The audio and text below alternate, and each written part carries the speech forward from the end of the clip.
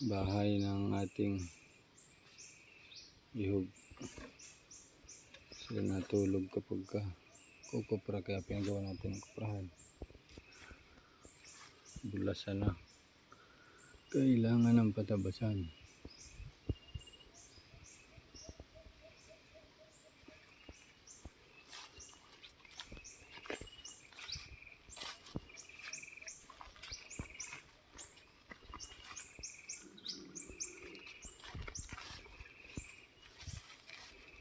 Ito yung isang kanilang tinutulugan, ating lumang kuprahan.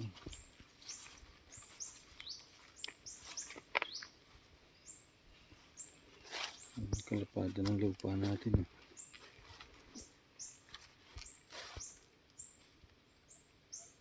Madami na. Tabasan.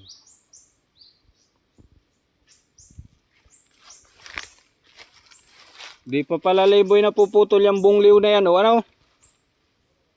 Dapat maalis na yan, balatan ang puno kaya.